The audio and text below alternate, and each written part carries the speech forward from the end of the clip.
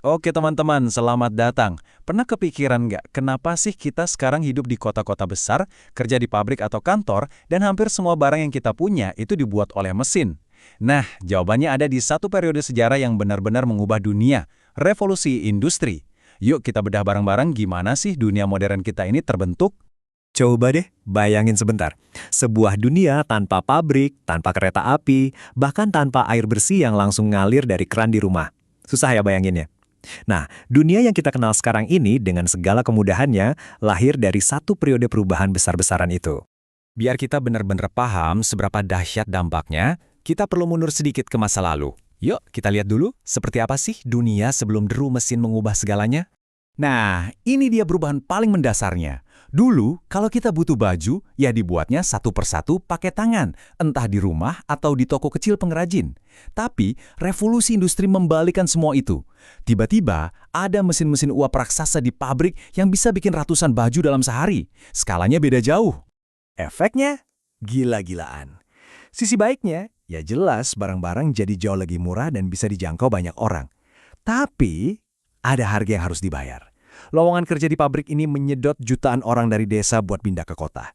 Inilah awal mula urbanisasi besar-besaran yang belum pernah ada sebelumnya. Tapi, di balik kemajuan yang kelihatannya hebat ini, ada sisi lainnya, sisi yang gelap. Di balik asap pabrik yang membumbung tinggi, ada cerita-cerita penderitaan manusia yang luar biasa. Mari kita lihat apa harga yang sebenarnya harus dibayar untuk kemajuan ini. Kota-kota ini sama sekali nggak siap menerima gelombang manusia sebesar itu. Akhirnya, keluarga-keluarga pekerja harus tinggal berdesak-desakan di rumah-rumah petak yang sempit, kotor, dan tanpa sanitasi yang layak. Kondisi ini, ya bisa ditebak, jadi sarang penyakit. Penyakit kayak TBC menyebar dengan cepat dan jadi momok yang menakutkan. Kondisi di dalam pabrik pun nggak lebih baik. Lupakan deh kerja 8 jam sehari kayak sekarang. Para buruh, nggak peduli laki-laki, perempuan, bahkan anak-anak, dipaksa kerja 10-12 jam setiap hari, 6 hari seminggu. Seringkali dalam kondisi yang sangat berbahaya. Dan dari semua kisah sedih ini, mungkin ini yang paling bikin miris. Anak-anak kecil dipekerjakan di tambang batu bara. Kenapa? Karena badan mereka yang kecil bisa muat untuk merangkak masuk terowongan-terowongan sempit yang berbahaya. Mereka melakukan pekerjaan yang seharusnya nggak pernah dilakukan oleh siapapun, apalagi oleh anak-anak. Nah, ini poin pentingnya. Dari penderitaan yang luar biasa inilah lahir perlawanan. Para pekerja akhirnya nggak tahan lagi. Mereka mulai bersatu, membentuk serikat-serikat buruh, dan berani protes, menuntut upah yang lebih layak, jam kerja yang lebih manusiawi, dan tempat kerja yang lebih aman. Inilah logical bakal hak-hak pekerja yang sekarang kita nikmati. Tapi ceritanya nggak berhenti di situ. Di tengah semua kegelapan itu, ada cahaya kemajuan yang mulai bersinar. Revolusi ini, dengan segala penderitaannya, ternyata juga menyalakan api kemajuan yang manfaatnya masih kita rasakan sampai hari ini. Dan kemajuan ini terjadi kayak efek domino loh, semua saling berkaitan. Dimulai dari pertanian, ditemukannya pupuk dan mesin-mesin baru bikin produksi pangan melimpah.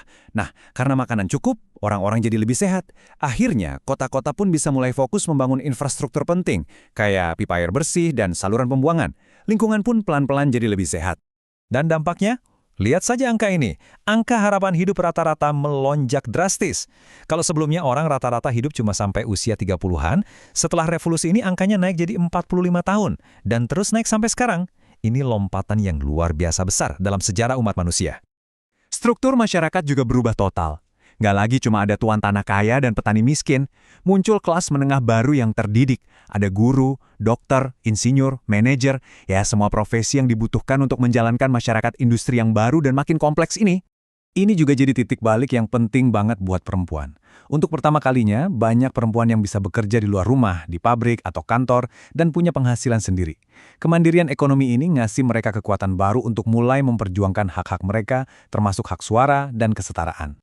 Oke, jadi setelah kita lihat sisi terang dan sisi gelapnya, warisan apa sih yang sebenarnya ditinggalkan oleh revolusi industri? Ternyata, warisannya itu seperti dua sisi mata uang. Kemajuan yang luar biasa, tapi di sisi lain ada juga masalah-masalah baru yang serius. Salah satu warisan negatif yang paling jelas sampai sekarang adalah soal lingkungan. Asap tebal dari cerobong pabrik yang bikin langit jadi abu-abu, limbah kimia yang dibuang begitu saja ke sungai, ini bukan cuma cerita masa lalu. Inilah awal dari krisis lingkungan global yang masih kita hadapi sampai detik ini. Nah, slide ini merangkum dilema itu dengan sempurna. Di sebelah kiri, kita punya warisan baiknya. Teknologi canggih, kesehatan yang jauh lebih baik, hak-hak perempuan. Tapi di sebelah kanan ada tugas kita. Kita harus beresin masalah polusi dan terus menjaga keadilan sosial. Ini pengingat penting bahwa kemajuan itu selalu datang dengan tanggung jawab. Jadi, pada akhirnya, revolusi industri itu bukan cuma bab dalam buku sejarah. Itu adalah fondasi dari dunia tempat kita hidup sekarang. Pertanyaannya buat kita semua adalah, sambil menikmati semua kemudahan ini, gimana caranya kita menyelesaikan pekerjaan rumah yang diwariskan oleh revolusi ini? Gimana kita mengatasi tantangannya? Coba deh kita pikirkan bareng-bareng. Terima kasih sudah menyimak.